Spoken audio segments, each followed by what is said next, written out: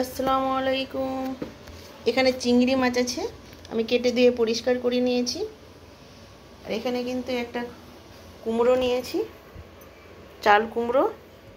আর একটু মিষ্টি কুমড়ো ছিল, মানে ওর সঙ্গে কুমড়োর সঙ্গে আমি মিষ্টি কুমড়োটা দিয়ে দিব। একটু কিন্তু মিষ্টি মিষ্টি ভাব হবে, খেতে কিন্তু দারুণ লাগে কিন্তু চিংড়ি দিয়ে। আমি এবার কেটে নিব।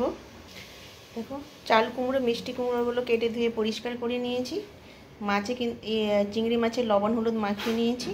আর দুটো পেঁয়াজ কিন্তু কুচি কুচি করে কেটে নিয়েছি। এখানে একটা কড়াই নিয়েছি, কড়াইটা গ্যাসে চাপিয়ে দিব চিংড়ি মাছ ভাজার জন্য। কড়াইটা গরম হয়ে গেছে, এবার আমি তেল দিয়ে দিব।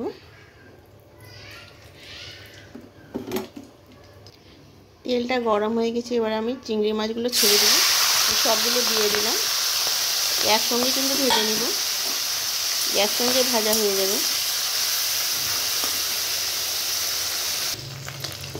চিংড়ি মাছগুলো ভাজা হয়ে গেছে, এবার আমি তুলে নিব।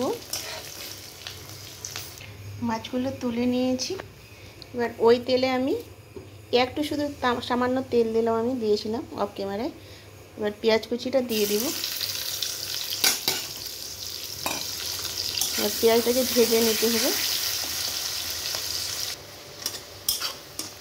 পেঁয়াজটা ভাজা হয়ে গেছে, এবার আমি আদা রসুনের পেস্ট দিয়ে দিব।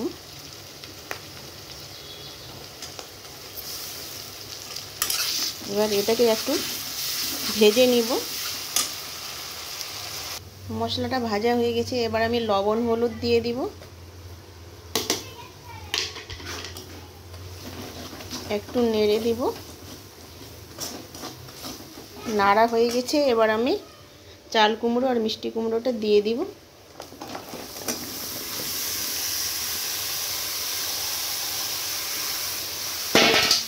দিয়ে দিলাম, এবার একটু উল্টে পাল্টে নিব।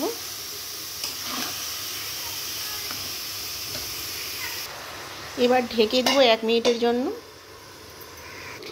1 মিনিট পর ফিরে আসলাম। আমি কিন্তু লঙ্কা গুঁড়ো দিতে ভুলে গেছিলাম, আমি লঙ্কা গুঁড়ো দিয়ে দিব এখন।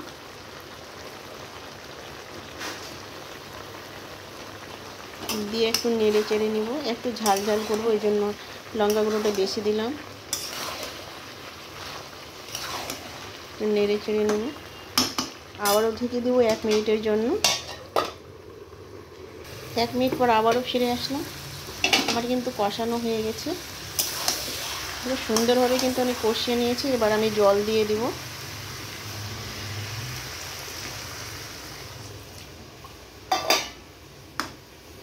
অর্ধেকটা সিদ্ধ হয়ে গেছে।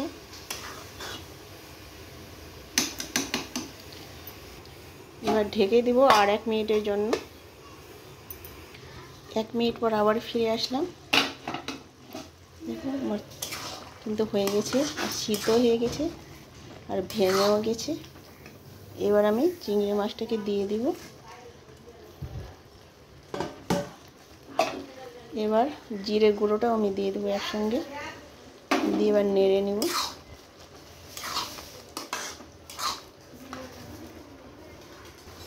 আবারও ঢেকে দেব 1 মিনিটের জন্য। 1 মিনিট পর আবার ফিরে আসলাম, কিন্তু আমার হয়ে গেছে। এবার আমি ঢেকে দেব, এবার গ্যাসটাকে আমি বন্ধ করে দেব। দারুণ হয়েছে না? দারুণ হয়েছে বন্ধুরা, খেতেও কিন্তু দারুণ লাগবে।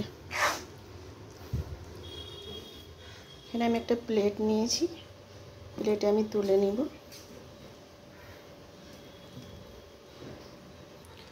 আমি তুলে নিলাম সবগুলো। দারুণ হয়েছে না বন্ধুরা? একটু চিংড়ি মাছ দিয়ে কিন্তু আমার অনেকটি তরকারি হয়ে গেছে, খেতেও কিন্তু দারুণ লাগবে। দারুণ হয়েছে, কি বলবো। এখানে ভিডিওটা শেষ করলাম। আল্লাহ হাফেজ।